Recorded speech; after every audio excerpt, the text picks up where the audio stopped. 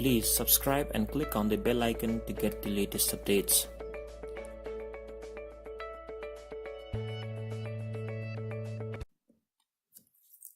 Hello again people, welcome back to my channel. In this tutorial series, Android application development tutorial for beginners. This is the second video. In our previous video, we had created a project called First Application and run our first Android application. So what we're going to do today, let's see that first. Okay, in this video we are going to build this layout, and then our application is going to work as per our click.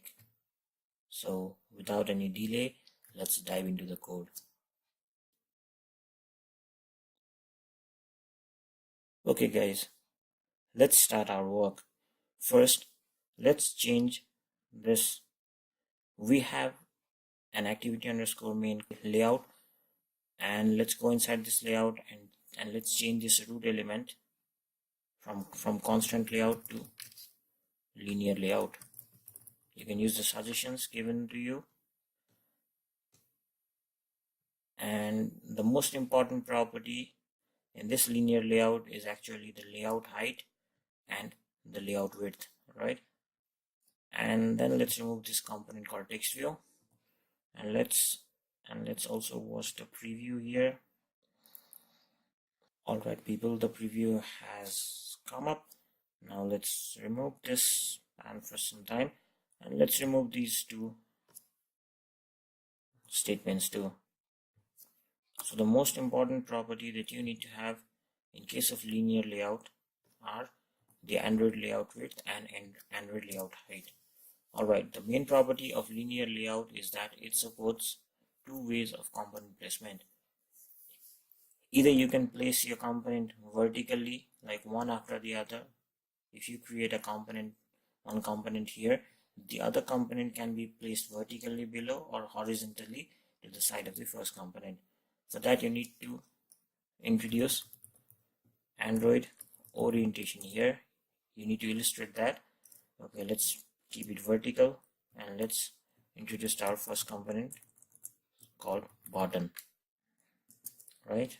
Let's give it wrap content and wrap content. I just want to introduce you to this component called wrap content here. Text, let's put it add one, right?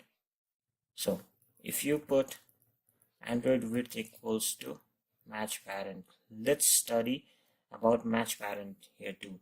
Here you can see that linear layout has its width of match parent, which actually takes the width of your device and then sets linear layout width to that. In case of button, if you give layout width equals to match parent, it actually sees the width taken by its parent element, that is the linear layout, and creates its width accordingly. Alright, so let's change this back to wrap content because we're going to work on that, and also give an Android ID here. The Android ID is actually a reference ID. It's a unique identifier for your components to be introduced in Java. Alright, let's give another button. The text is actually going to be subtract 1, and we give an ID here, that is sub btn. Okay, we also need a text view, wrap content. Let's keep our text as 0. Let's keep our text as 0, and let's give it a text size of something 30 dp, right? So that we can see our number here, or maybe increase it more. Okay, 50 dp, so we can clearly see that our number has been set to 0. Also, let's take it in between. Okay, this doesn't work. I guess it's layout gravity. So we don't need actually to move this to the center, we need the text view to move to center. So let's keep it here. Alright, the layout is actually ready. Now let's go to our main activity class, that is our Java class. You can see that this simple Java class has been changed to an activity type, and this is actually the first function of our activity class that is executed when you run your application. And this set content view command actually links your Java class to your layout file, right? So in this activity underscore main layout, that is this layout, we have a button which you need to define previously, right? Add and sub, and you also have a text view. Okay, let me give its name TV, and let's also introduce a counter variable. So as of this moment, we have specified the name of the object of this button and text view class as according to our component placed in our layout, but these objects are actually still null, so we need to introduce these objects as according to our reference ID given in our XML. Suppose our add button has an ID of add btn, so let's keep it here. Find view by ID r.id.add btn, right? Again, sub equals to button find view by ID r.id.sub btn. Also tv equals to text view find view by ID r.id. I'm not sure if I've given ID to this component. Okay, we left it, so let's add an ID. Okay, let's set it to result, right? So keep result here. Okay, we had these three components that we have successfully defined here.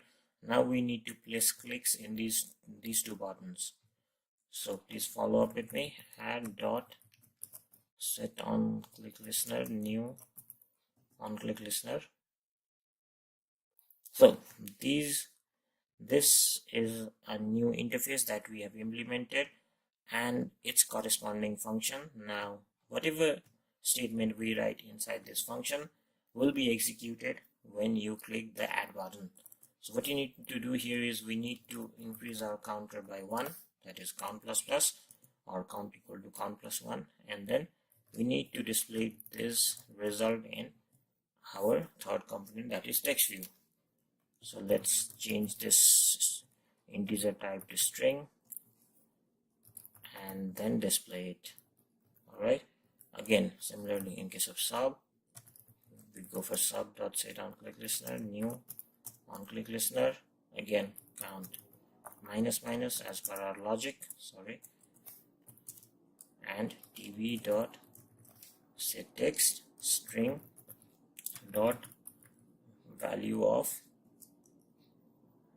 count, right? So our project is almost complete. We don't have anything more to write, I guess, and since we haven't added any Java classes or anything, we don't need to edit this manifest file right now right here. Alright, so what we did was we changed this root element from constant layout to linear layout. Linear layout had two main properties, parameters, that were width and height, and also we needed to specify the orientation upon which the components would be based inside this linear layout. Alright, and we introduced three components: the first button, that is add btn, the second button, that is sub btn, and the third text view, that is our result. And then we increase the count and then showed the value in case of add and decrease the count, and then showed the value in case of subtraction. Button click. All right, so now I guess we can run our application once again. Click on play. If you have an Android phone, you can run in that, like I said in the earlier video, or if you're comfortable with this, you can use your emulator.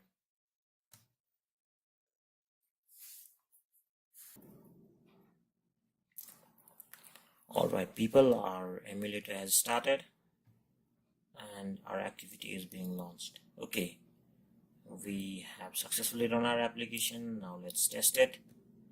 We press add 1, the counter is being incremented and so is our result, and when we press subtract, the counter is being decremented and so is our result.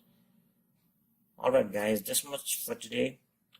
In our coming video, we're going to talk more about layout components, introduce new components, and explore the Java section much more than in this video.